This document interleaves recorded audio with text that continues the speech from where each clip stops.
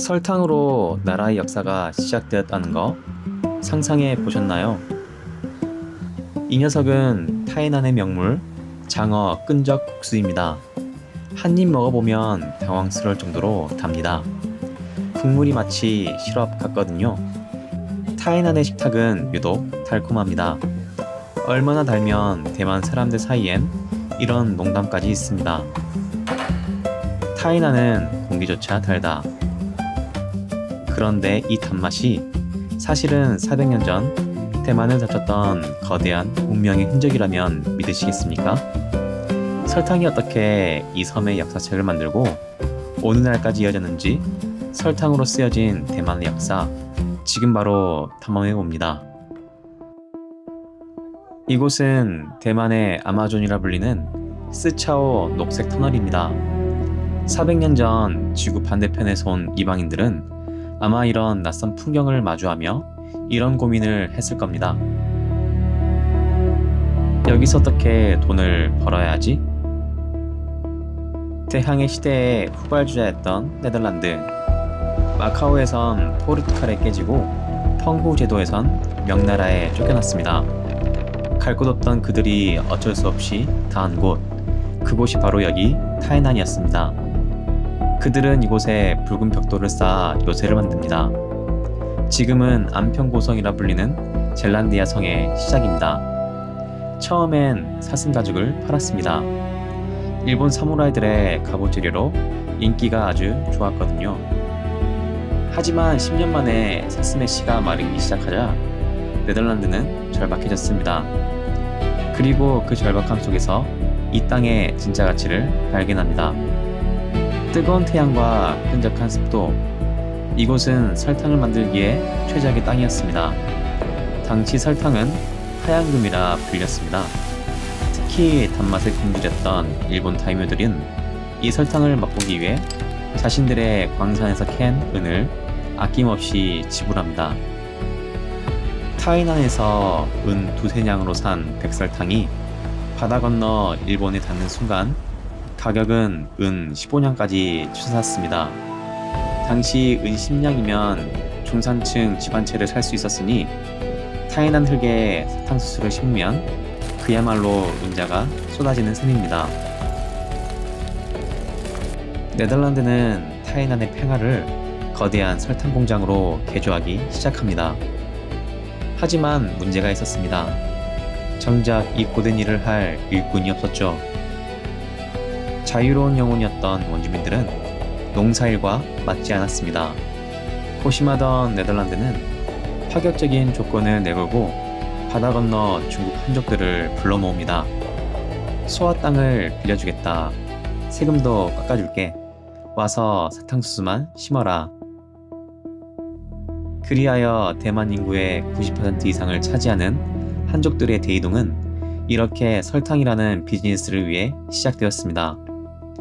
자본은 유럽에서, 땅은 대만에서, 그리고 노동력은 대륙에서. 이것이 대만 역사의 첫 페이지, 설탕이 대만의 문을 열고 인구를 채우고 운명을 결정짓는 순간이었습니다. 대만의 역사를 열었던 설탕. 그런데 이 설탕이 어느 날 나라를 지키는 무기가 됩니다. 식탁 위의 조미료는 어떻게 전쟁터의 총알이 될 수 있었을까요? 이곳은 타이난 한복판 영평 군항사입니다. 대만의 국성야 정성공을 기리는 사당입니다. 그는 일본에서 태어나 명나라를 위해 싸웠고 1662년 네덜란드를 몰아내며 대만 섬의 왕이 된 남자. 사람들은 그를 풍우나라 부르지만 그는 사실 파산 위기에 몰린 섬나라의 절박한 CEO였습니다. 승리의 기쁨은 짧았습니다. 대륙의 새 주인 청나라는 이 눈엣 가시 같은 섬을 말려 죽이기로 합니다. 천계령, 대륙 해안가를 몽땅 비우고 배 한 척 못 뜨게 한 이 지독한 경제 보복은 타이난을 창살 없는 감옥으로 만들었습니다. 절체절명의 위기였죠. 고심을 거듭하던 정순공의 아들 정경은 서양의 또 다른 세력에게 손을 내밉니다. 바로 영국 동인도 회사. 당시 영국은 네덜란드가 독점했던 설탕 교육에 욕심이 있었지요. 서로의 니즈가 선명해집니다. 1670년 영국 무역선 리터너가 타이난 안평 항구에 닻을 내립니다. 영국은 일본 시장을 열 설탕을 가져가고 정치왕국은 나라를 지킬 화약을 챙겼습니다. 타이난의 사탕수수는 그렇게 동령왕국을 지키는 탄약이 되었습니다. 대만은 지리적으로 중국 대륙이 태평양으로 나갈 때 길목에 서 있는 위태로운 섬. 이 섬이 거대한 대륙과 대립할 때면 언제나 바다 건너 해양 세력의 개입이 필요했습니다. 하지만 공짜는 없습니다. 강대국을 이 작은 섬으로 끌어들이기 위해선 그들이 거절할 수 없는 전략 자산이 있어야만 합니다. 그때 영국을 움직였던 건 설탕이었습니다. 그리고 어느 날 미국을 움직이는 자산은 반도체입니다. 도구만 바뀌었을 뿐 생존의 공식은 같았습니다. 살아남기 위해 세계가 원하는 것을 쥐어야 한다는 이 섬의 생존 방정식은 400년 전이나 지금이나 일맥상통합니다. 1683년 결국 청나라는 대만을 삼켰습니다. 포성은 멈췄고 대신 들리기 시작하는 주판을 튕기는 돈의 소리. 타이난은 이 섬의 공식 항구이자 수도인 대만부가 되어 황금기를 맞이합니다. 이곳은 선농지에 과거 물류의 최전선이었던 곳입니다. 대륙을 오가는 배가 이 수로를 가득 메웠고 무역을 독점한 상인조합, 교상이 생깁니다. 돈이 미친듯이 넘쳐나자 미식을 탐닉하는 금수저 계급 아사가 등장합니다. 그들의 주방엔 불문율이 하나 있었으니 설탕을 아끼지 말 것. 당시에도 설탕은 아무나 먹을 수 없는 사치품이었습니다. 그들에게 단맛은 미각의 영역을 넘어선 계급의 영역. 요리가 달수록 재산은 더 달아 보였고 설탕이 많을수록 집안의 위치는 더 끈적해졌습니다. 타이난의 단맛은 미각이 아니라 허세의 단위였던 거죠. 그리고 여기서 흥미로운 사회현상이 발생합니다. 바로 낙수 효과죠. 부자들의 식탁에서 시작된 단맛은 그들을 동경하던 서민들의 밥상으로 흘러내립니다. 서민들은 귀한 설탕을 조금씩 넣으며 잠깐이라도 그들의 풍요를 연기했던 거죠. 따라 먹는 건 입맛이 아니라 계급의 꿈이었습니다. 그 모방에 시간이 흘러 공기마저 달다는 어느 날 타이난의 미식으로 완성되었습니다. 돈은 세상에서 가장 차가운 물질입니다. 쓸모가 닿으면 뒤도 돌아보지 않고 떠나버리니까요.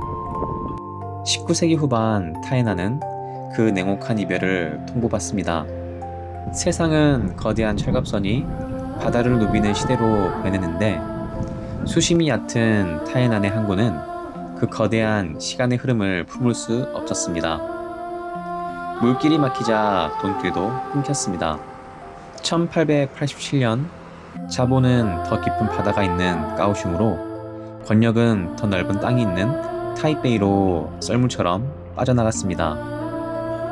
타이난을 먹여 살리던 설탕 공장들도 하나둘 멈춰섰습니다. 국제 설탕 가격은 폭락했고 인건비는 폭등했죠. 어제의 기적이었던 설탕은 오늘의 짐이 되었고 타이난은 그렇게 주연의 무대에서 내려오게 됩니다. 한때는 은과 맞바꾸던 전략 자산이었고 때로는 나라를 지키는 총알이었으며 누군가에겐 신분을 포장할 거칠이었던 타이난의 설탕. 이제는 그 하얀금은 더 이상 부귀영화를 약속하지 않지만 타이난 사람들의 식탁 위에서 소박하고 다정한 위로가 되었습니다. 너무 달아서 공기조차 달다며 이제는 대만 사람들 사이에서 농담과 밈이 되어버린 타이난의 단맛. 하지만 그 끈적한 국물 한 입에는 지난 400년의 풍파를 견디고 살아남은 이 섬의 여정이 담겨 있었습니다.